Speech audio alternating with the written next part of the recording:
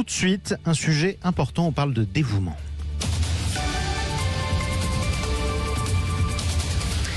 Parce que c'est la journée mondiale des soins palliatifs. Honneur à tous ces bénévoles qui accompagnent des malades dans leurs derniers instants pour améliorer leur qualité de vie. On en parle avec Chantal Lafond, notre invitée. Bonjour à vous. Oui, bonjour. Soyez la bienvenue sur Sud Radio. Vous êtes la présidente de l'association Jusqu'à la mort, accompagner la vie. Vous êtes en direct de Lavore, dans le Tarn, sur Sud Radio. D'abord, et je sais que vous y tenez parce que tous les bénévoles ou alors tous ceux qui sont impliqués dans les soins palliatifs y tiennent. Quand on parle de soins palliatifs, on pense souvent à la mort. Vous, ce qui compte, c'est améliorer les conditions de vie jusqu'au bout. Oui, c'est ça, c'est le prendre soin, en fait.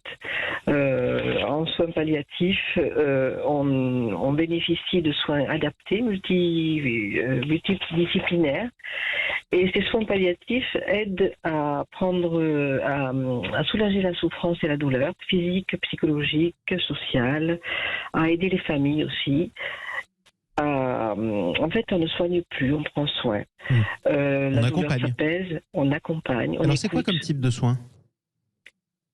Ce sont des soins qui visent à supprimer la douleur, en fait, à installer le confort de la personne, pour éviter tous les soins.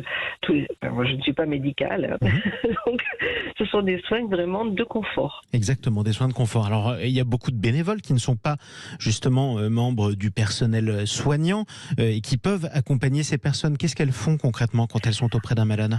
Alors, chez Jalmaz, nous faisons une écoute et une présence. Par notre présence, nous apportons... dans cette écoute, elle est bienveillante, elle est neutre, elle est parfaitement... confidentielle aussi. Et donc, c'est sans jugement total. On respecte la dignité de la personne, ses différences. Et par notre présence, la confiance s'installe et la parole se libère. Nous ne sommes ni des médicaux ni la famille.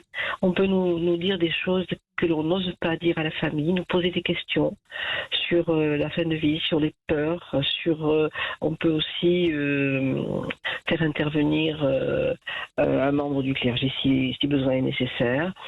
Et donc, par cette écoute, si vous voulez, il y a un apaisement qui se fait. On tient la main, en fait. On tient par la main, tout bêtement. On tient la main, on écoute les silences. Et ça, c'est important aussi. Alors, vous faites partie d'une fédération de 80 associations locales. Vous avez 8000 adhérents, 2500 bénévoles sur le terrain. C'est presque un tiers du bénévolat d'accompagnement français. Auprès de qui vous recrutez des bénévoles ? Ou est-ce que c'est les bénévoles qui viennent à vous ? Est-ce que c'est vous qui allez les chercher ? En fait, ce ne sont pas nous qui allons chercher les bénévoles. Ce sont les structures hospitalières, les structures médicales qui nous contactent, les psychologues, les chefs de service, les médecins. Et quelquefois, ce sont les personnes elles-mêmes qui nous contactent pour qu'on vienne les écouter, les aider. Parce que nous aidons aussi les aidants, justement, puisque c'était la semaine des aidants. Nous écoutons les familles, les endeuillés, tout ce qui est douleur physique, psychologique et sociale, en fait, toutes les détresses.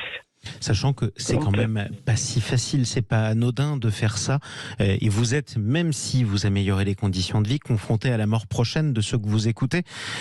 Comment vous faites pour tenir, vous et les bénévoles en général ? Nous sommes formés. Jalmaz, nous avons une formation qui est de 8 modules. À peu près entre 7 et 8 modules, cette formation est dispensée par des professionnels de la santé, psychologues, médecins, etc.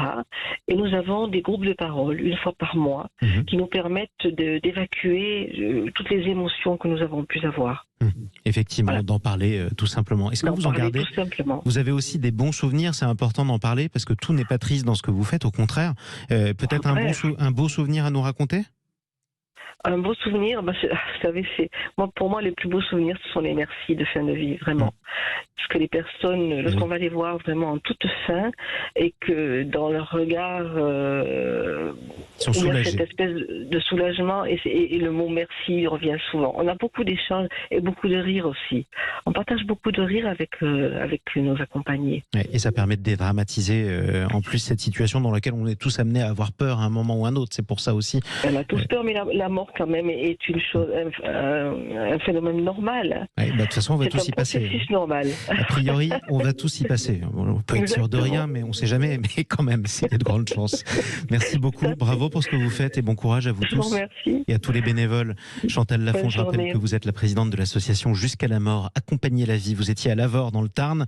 Et bon courage à tous ces bénévoles, ces aidants qui accompagnent ces malades en soins palliatifs. Il est 7